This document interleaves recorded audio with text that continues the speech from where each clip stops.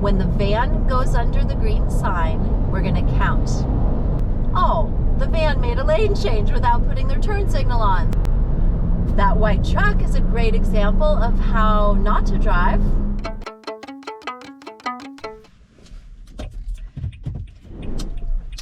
Driving at dusk is something you have to think really carefully about, because as things get darker, people and bicyclists are harder to see.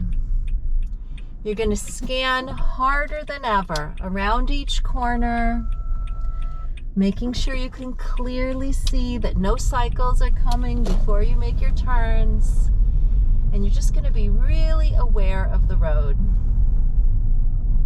It feels like cars become more visible because they put their headlights on, but the headlights can also be a little blinding sometimes. If you find yourself being blinded by oncoming headlights, be sure to look down to the left limit line, because the paint of the limit lines is painted with a reflective color, so it actually illuminates in the dark, and it'll be easier for you to find your way.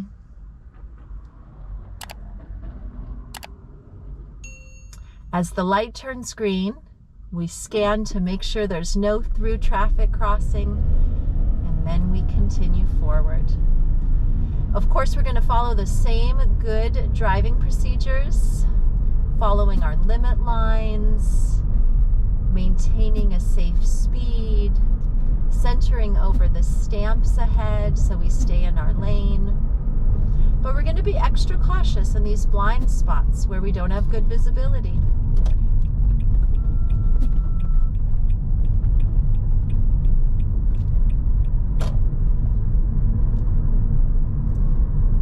Between the glare of the lights and the shadows of the trees, it's really hard to see.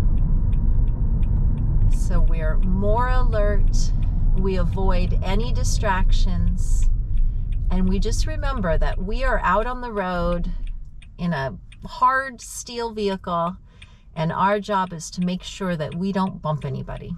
And it sounds pretty simple, but it's the most important job that you're going to do while you're driving.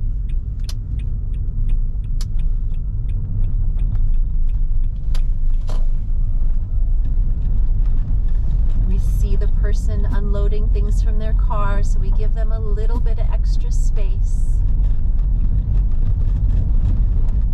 As we approach our right turn, we're extra careful, checking mirror and blind spot, making sure that there isn't a cyclist. Extra careful, checking for pedestrians. And then continuing safely around the corner. All the way down this road, we're going to be scanning right and left for pedestrians, trying to avoid the glare of the oncoming lights, maintaining a safe speed for the environment, and of course stopping at all of our stop signs.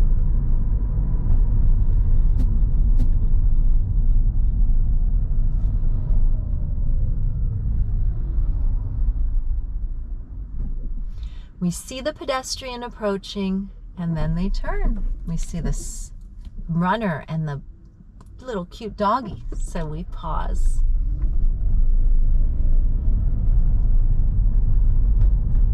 That black arrow on the yellow caution sign is a sign to us, the driver, saying, be sure to look here for pedestrians.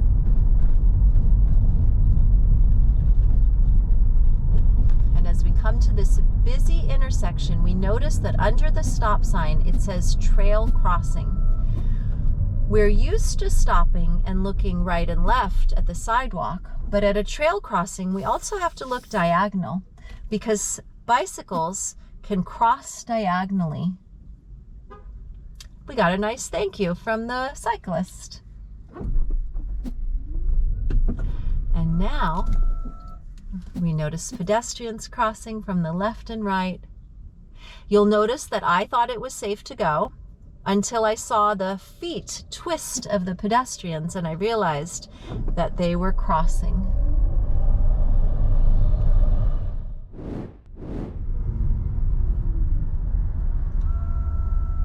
And And from our position, we can see that we did not disturb the pedestrian that was taking a few minutes to finish crossing the road.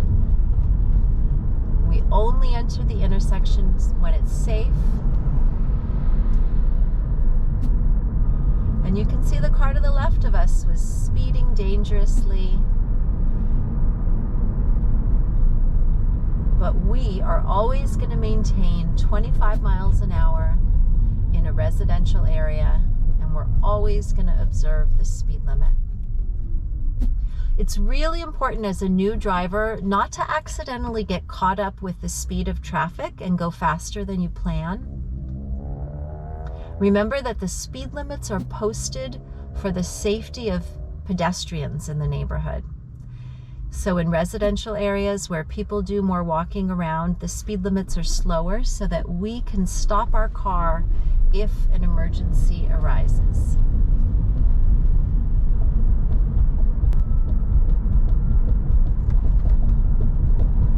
The flashing yellow lights caution us that there's a signal ahead.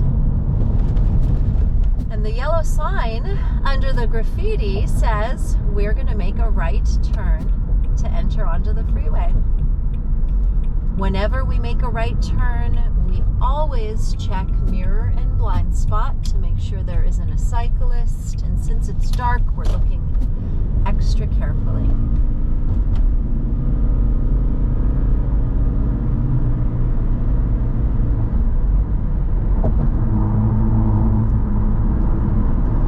Entering the freeway, our priority is matching the speed of traffic up to the speed limit and making a safe left lane change to merge. We pace the cars, put on our turn signal, check mirror and blind spot, and smoothly enter into our lane.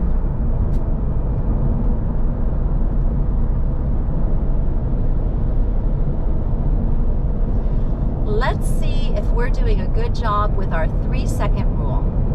When the van goes under the green sign, we're going to count. Oh, the van made a lane change without putting their turn signal on, so we didn't know they were leaving. That's a good reminder that we're always supposed to use our turn signal so that the people behind us know what to expect from us. When we see this yellow merge sign, we know that cars will be joining the freeway from the right, and so we might let our speed drop a little bit to receive them. There are times when we are going to need people to yield for us, and of course we will yield for other cars because that's the safe thing to do. That white truck is a great example of how not to drive. They would obviously not pass a driving test. They're driving too fast for the environment. They're changing lanes without enough room.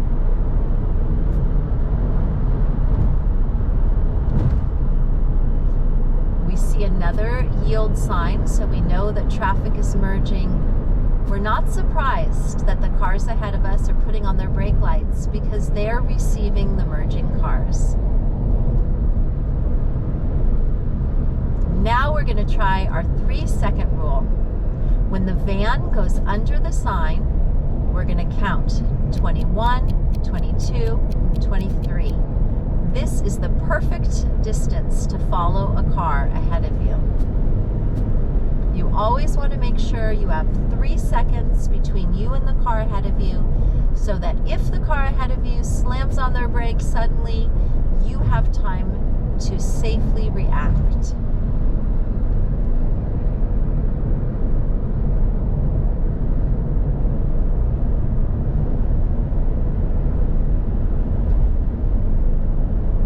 Sometimes when you're driving on the freeway, you'll notice dark black skid marks from tires. And those are good reminders of times when people didn't leave enough room and they had to slam on their brakes. And it's a super scary feeling for everybody. So to avoid that, always give yourself enough room to react. When we're making a lane change on the freeway, we want to be super careful, checking rear view mirror, indicating, checking mirror and blind spot, and then gently entering into our lane. And we always want to make sure that our speed is smooth and consistent. We never want to speed up too much or slow down. We just want to flow with traffic in both lanes. And as we exit the freeway, our priority is on slowing down so that we can come to a safe stop. Transitioning from 65 miles an hour to a complete stop at the red light, smoothly and in control. Checking before we enter the intersection, just to make sure nobody's trying to run their light. And when we transition from freeway to neighborhoods, it's really important to remember that we have to reduce our speed, slow our pace, reset back to 25. Don't let the spirit of the freeway join you when you're in a neighborhood. And since it's dark, we're being extra cautious, looking around for pedestrians. For every right turn, mirror blind spot. Up here, we're going to make a left turn, and we're going to watch for oncoming traffic and come to our full stop at our limit line.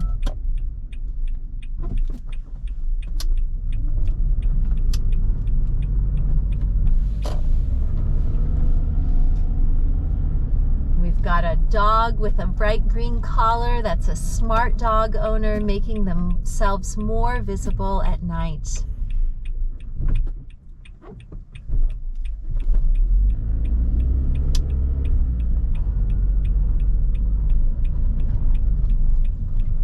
And now we're going to practice pulling over to park on the right-hand side. Turn signal, mirror blind spot, curve, straighten up behind the car ahead of us, and come to a nice, smooth stop.